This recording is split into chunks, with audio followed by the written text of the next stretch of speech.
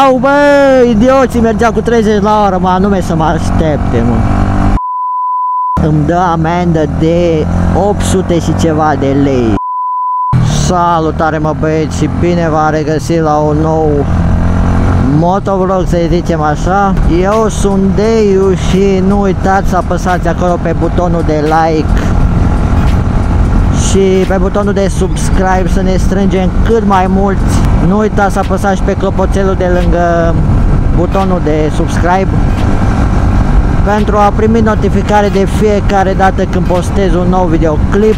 Eu am ieșit puțin la o plimbare și tot am zis în videoclipul trecut că o să vă explic de ce mi-a luat mie poliția talonul și ce s-a întâmplat mai exact și de ce nu am mai postat și cum i-a stat mie motorul în service, că da, iarăși mi s-a stricat. Apropo, ce vreau să vă zic este că mi-am cumpărat și eu un microfon nou, în sfârșit. Mi-am luat unul de la Rode acum, uite-l pe ăsta, bă, cum se bagă în depășire, bă.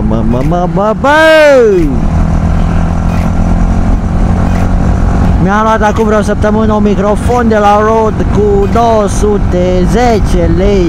Nou e undeva la 300 și ceva. L-am luat de pe OLX. Bine, tot nou era, doar că l-am luat de pe OLX, mă înțelegeți voi.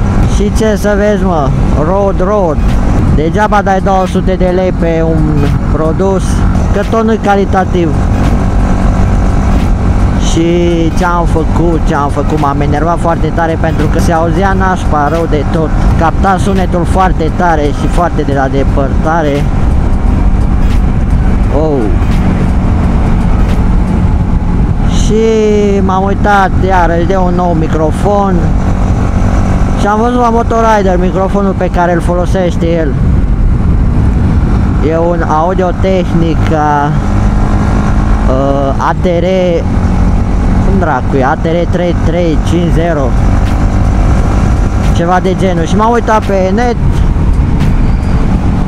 și până la urmă mi l-am cumpărat ăla ca al lui.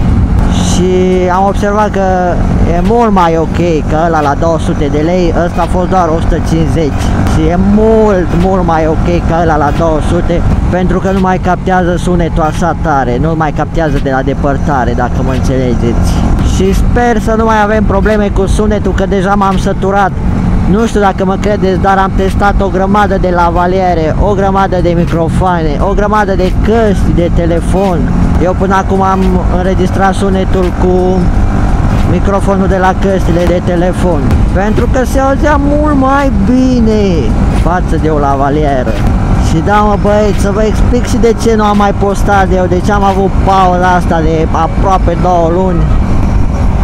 Este pentru că fix atunci a început școala și da, eu în timpul școlii nu mai stau acasă, stau undeva în oraș și m-am mutat, vă dați seama. Bine, motorul a fost cu mine și mare ghinion pe mine, fix când a început școala și acum și în toamnă mi s-a stricat motorul. Deci, de 2 ori când a început școala, mie mi s-a stricat motorul. Cum e posibil așa ceva?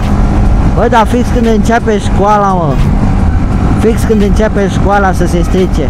Să vă spun și cum mi s-a stricat.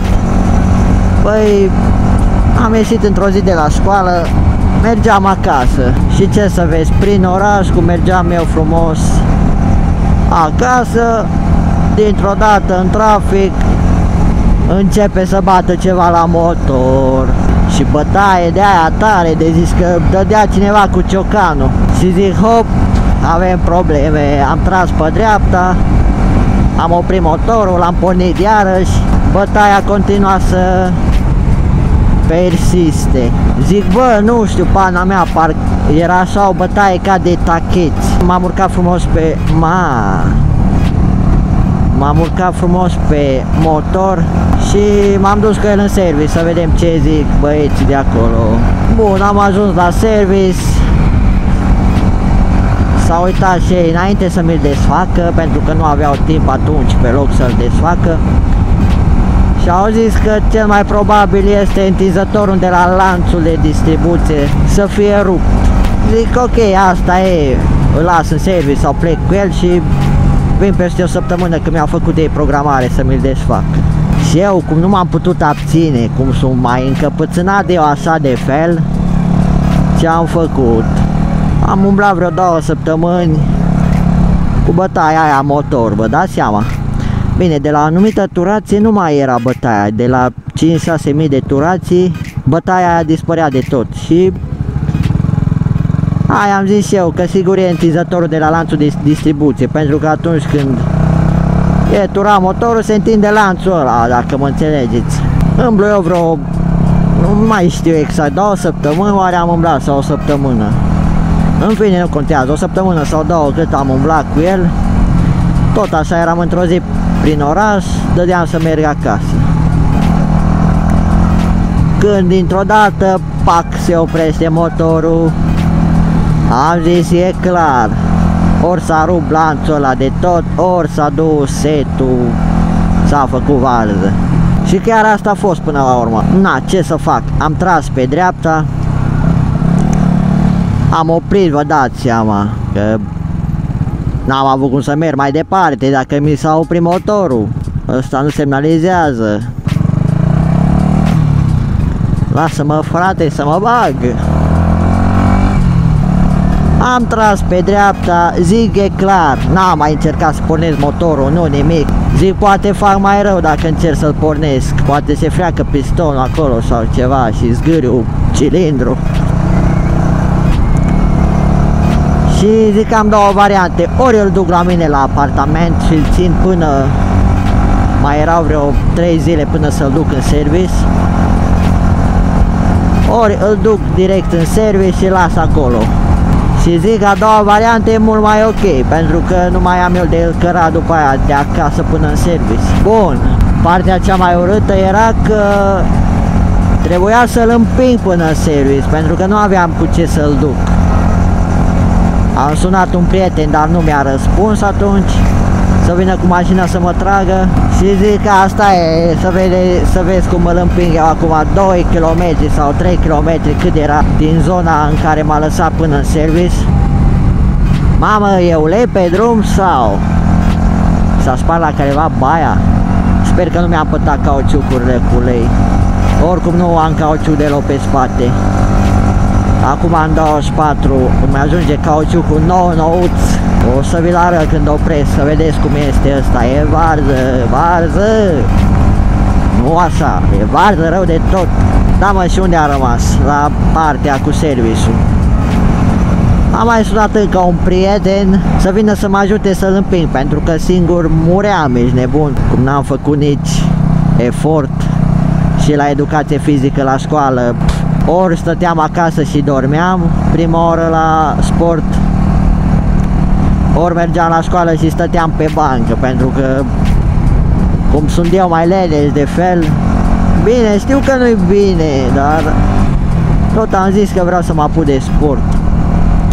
Așa mă, și am sunat un prieten, a venit și de l-am împins până în service.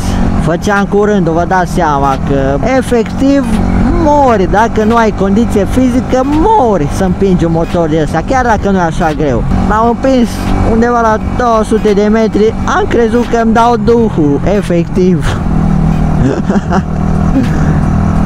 Vai, apucați-vă de sport, băieți și fete, apucați-vă de sport și nu uitați să apăsați acolo pe butonul de like dacă vă place ceea ce fac. Și să activați și clopoțelul, să fiți notificați de fiecare dată când postez un nou videoclip. Așa, l-am lăsat acolo în service și mă sună după câteva zile băieții de acolo. Salut frate! Mă sună peste câteva zile băieții de acolo că e dus setul. Zic, mamă, e clar, îmi venea să mă prind de cap. Zic, iar o grămadă de bani, pentru că setul ăla care l-am avut pe motor nu a avut nici măcar un an. Deci să vă dați seama, am schimbat setul la motorul ăsta. Ia să depășim. De 2 ori în niciun an de zile. Nu înțeleg de ce pune ăsta frână pe bloc drept. Și aia a fost. Noroc cu băieții din service că au avut acolo un set nou de la altă motocicletă comandat și nu s-a potrivit și mi l-a pus mie pe motor. N-am mai avut de așteptat ca data trecută 2 luni să vină setul din Germania sau din Olanda, nu mai știu de unde a venit. În 2 zile mi-a fost gata motorul. Dacă sunteți interesați cât m-a costat, ei bine, m-a costat undeva la 300 de euro, 1300 de lei, da, 1300 de lei, 600 au fost piesele, cilindru, piston, segmenți și garnituri și a mai fost și un releu de pornire pentru că și ăla mi-a fost stricat. 600 așa au fost piesele, 600 a fost manopera și 100 a fost uleiul cu filtru. Da, mă băieți, cam atât m-a costat pe mine din nou. Ce am dat peste mortăciunea aia din mijlocul drumului.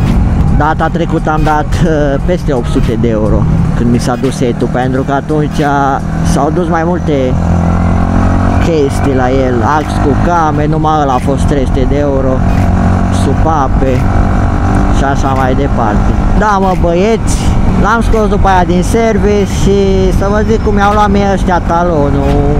Ei bine, eram într-o seară pe la ora 11. Mergeam acasă cu un prieten pentru că am fost ieșiți prin oraș, dar am fost ieșiți pe jos. Și mergeam acasă cu prietenul ăsta meu, cu prietenul cu care stau în chirie, mai exact. Și uite-l și pe ăsta în depășire.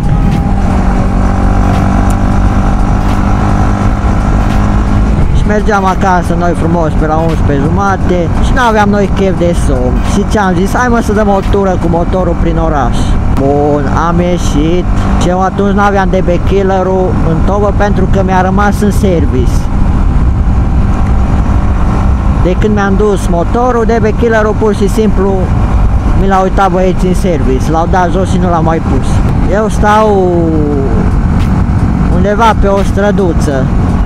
Nu știu, o străduță de vreo 150 de metri, 200 de metri și mereu când ies după ora 10 să nu deranjez pentru că am avut odată probleme cu un vecin de acolo, mi-a zis că îl deranjează foarte tare și are copii mici. Am împins motorul până în capătul străzii și după aia m-am urcat pe el. No, am dat o tură de oraș cu prietenul ăsta meu și am mers până în parcare la mall. Pentru ăștia care știți, la mall-ul din Bistrița. Am stat destul de mult acolo, cred că mai bine de o oră, nici nu mai știu exact. Ia uite ce femeie pe ATV, ești nebun? Ce femeie, mă? Nu-i femeie, bă, e bărbat. Are numerele tot RAP, 04 RAP, eu am 20 RAP. Oare unde merge? Așa, mă, și am stat acolo pe la mall vreo o oră jumate. Deja mi se pare că s-a făcut ora 1. Ne urcăm pe motor să plecăm, pornesc și în sensul ăla cum ești de la mall, ăștia știți care sunteți din Bistrița, trece poliția.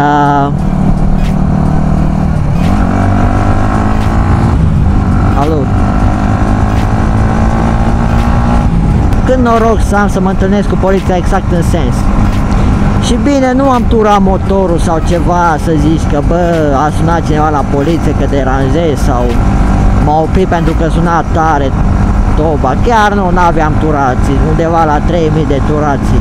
Am făcut poliția sensul, a venit după mine, m-a tras pe dreapta, m-a întrebat că ce cu zgomotul ăsta la motor, s-a uitat pe la tobă și m-a întrebat polițistul că de ce nu am filtru în ea. Și am explicat frumos care e treaba, că exact înainte mi-a fost motorul în service și au desfăcut ăstea motorul și au uitat să-l pune efectiv la loc.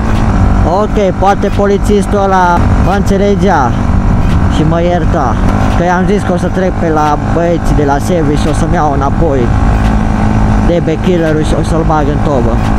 Și v-am zis, probabil el mă ierta, dar mai era cu o polițistă care aia era a dracului rău, polițista aia, a dracu pielea pe ea și nu m-a iertat, mă, s-a dus în mașină.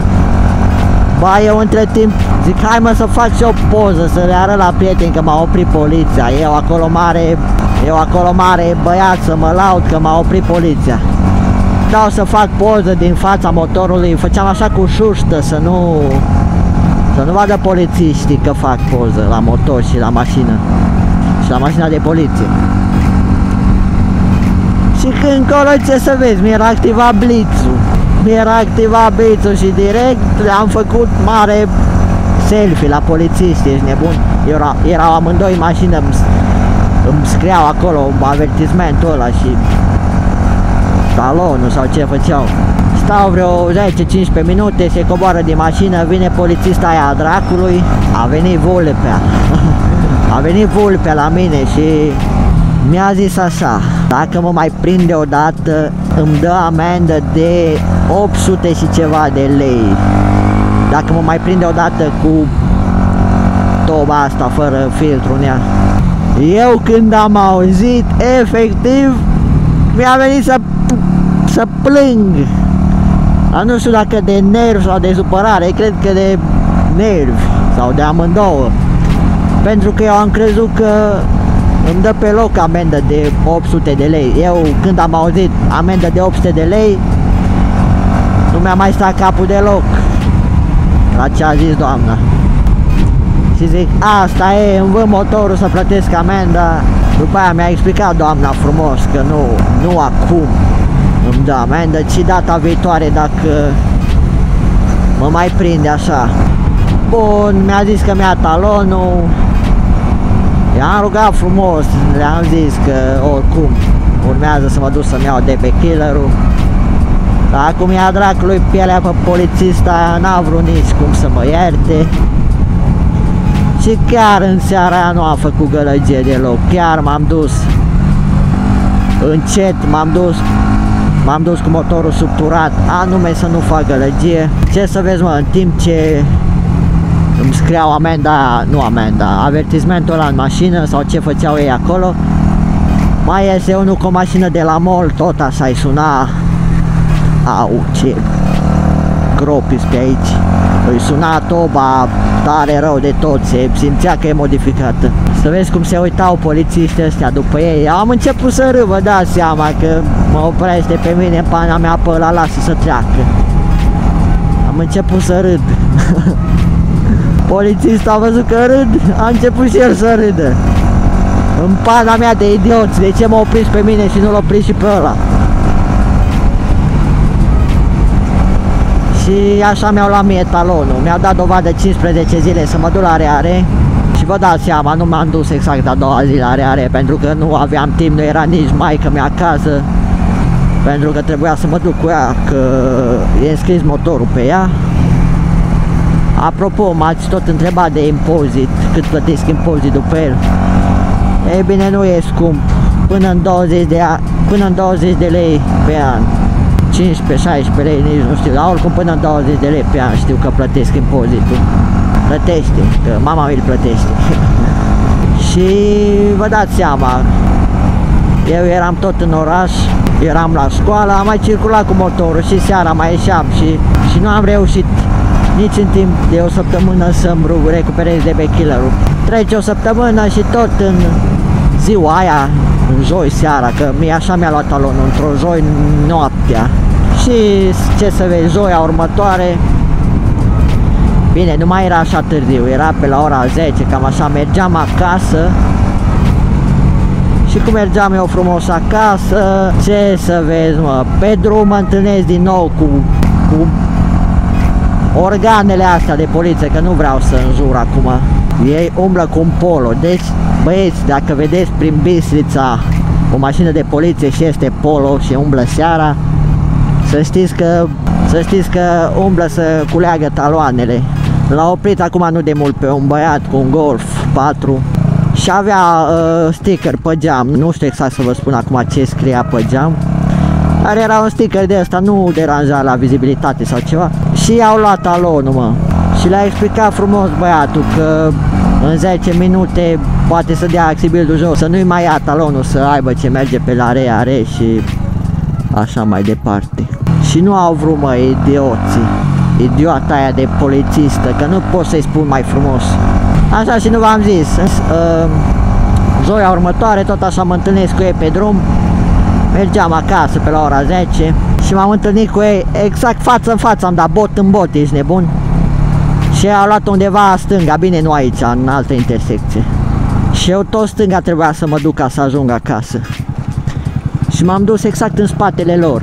Ca să vedeți, cretinii mergeau cu 30 la oră, mă, anume ca să mă aștepte pe mine să vadă dacă mai sună motorul așa tare.